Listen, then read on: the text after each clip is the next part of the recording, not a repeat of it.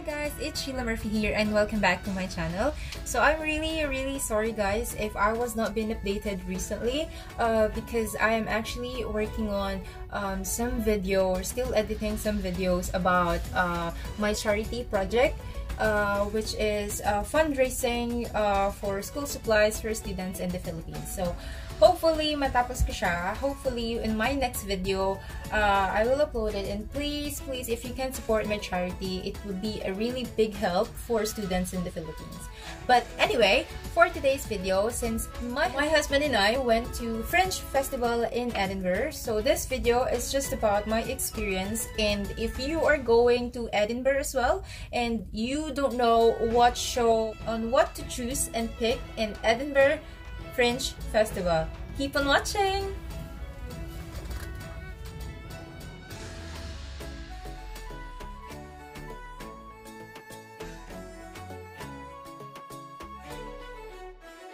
If you are planning to go to Fringe Festival in Edinburgh, it actually usually started yearly, starting August until end of the August. So August 2 this year, it started August 2 until August 26.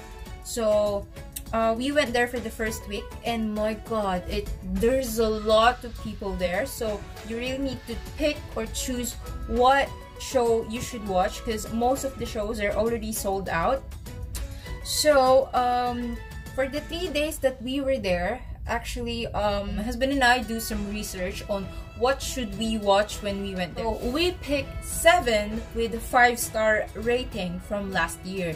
So it was actually good because Fringe Festival, they usually have like 3,548 different shows in 317 venues. So it is the world's largest arts festival. So it's really amazing because I never went to any festival like that.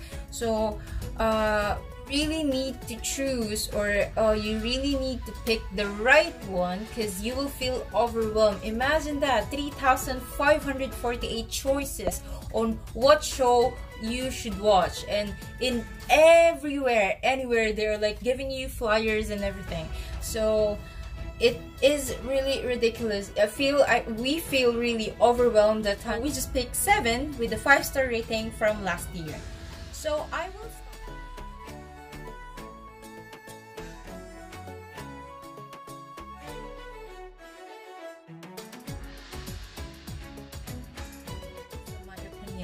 So first, I will gonna start from the best to the worst.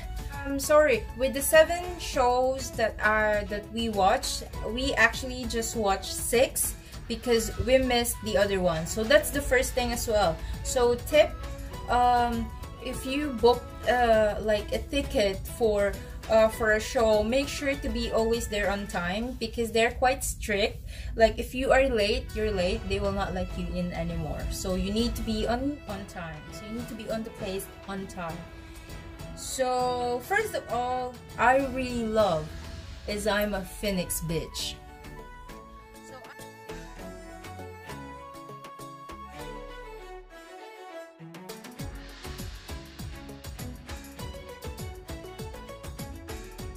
It's really amazing. It is actually by Bryony Kimming. So Kimming weaves powerful, dark, and joyful masterpiece about motherhood, heartbreak, and finding inner strength. So one thing I would assure you in this play, you were gonna cry, especially if you're a woman, if you have a child. From how hard it is for her on that situation and how she stand up and keep going, it was really amazing. So I would say it is 10 out of 10. So this is my favorite one. So I'm a Phoenix bitch, you should watch it. And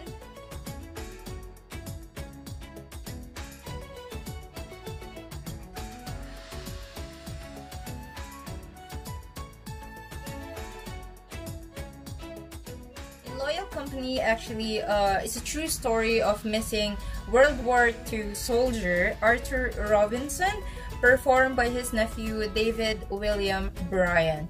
So it's actually the first play we watched, and it was just so amazing because there's only one guy performing everyone in the cast, and the effects and everything. This made me cry because it's the story. It's just about this guy from Liverpool who really. This is really amazing. I don't want to spoil. I don't want to spoil the play or the show, but I think In Loyal Company is also thumbs up.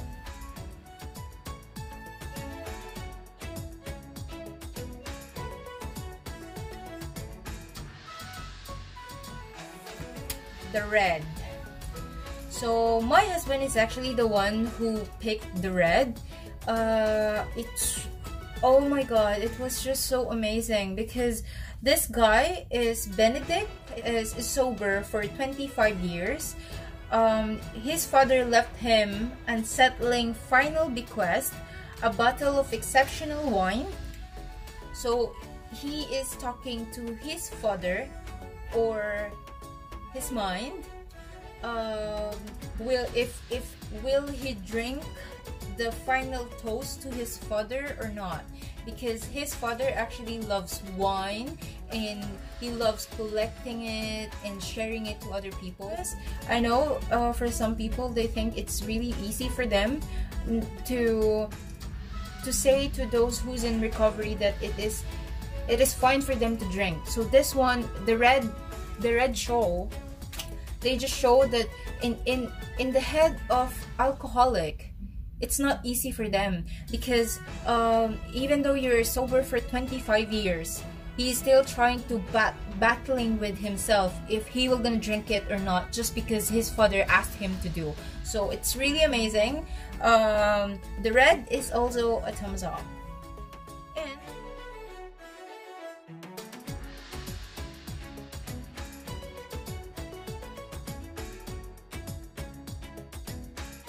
the next one is the George.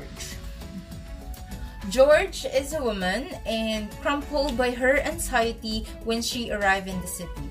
So this is about a mental illness or mental awareness. It's really amazing how they express the mental illness that I guess every people is struggling. So this woman went to a city and she was like struggling and was crumpled by her anxiety. It was really amazing as well. Actually, after I watched that play, I was just looking at my husband like really, like I'm flying, I'm spaced out or something, because it really impacted me as well. Because sometimes I know we have the cuckoo in our head that we have things that we know we can do, but then our minds sometimes are telling us not to do it because of this, because of that, or whatever reason it is. So George is also thumbs up.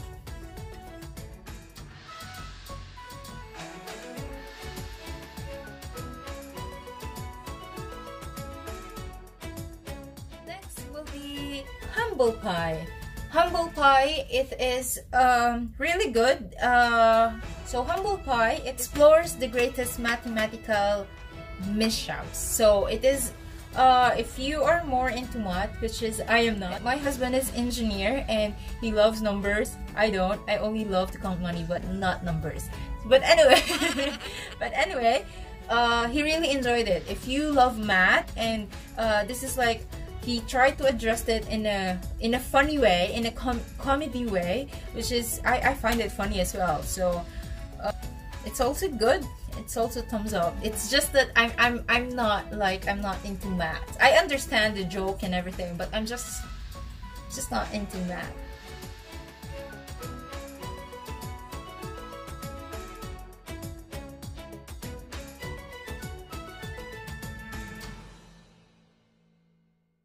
And next is the Heroin for breakfast. I actually posted a picture of myself after I watched the Heroin for breakfast. I'm sorry if other people they think it's amazing, but for me I think it's horrible. Because the first scene with my in-laws, I mean my father-in-law and my mother-in-law, and my husband was so excited with this Heroin for Breakfast play because he said he actually watched it 10 years ago. So when he saw it on the Edinburgh ticket site that Heroin for Breakfast is on show again in Fringe Festival, he didn't think twice or whatever. He booked the ticket, he bought the ticket. So it was like, he was so excited because he watched it 10 years ago and he said it was so amazing. So Heroin for Breakfast is actually like what is the impact of heroin for people, and it's not what we expected, because as what my husband was telling me 10 years ago, it was amazing, it was like this, like that. So he was disappointed as well, because he was like expecting, he was really excited, and we were even sitting in front because he said, oh, this is amazing, this is amazing, I watched this 10 years ago. Then after the first scene, he's like, oh my god, shoot me please. He was telling us that because he really feel bad, but then it's not his fault. If he watched it 10 years ago and if they mixed it, if they remake it or whatever, so basically it's 10 years ago, maybe the director or the author changed their mind, oh maybe we can change it to this, to that, to this, to that, to that. But then for me, it's horrible. Heroin for Breakfast.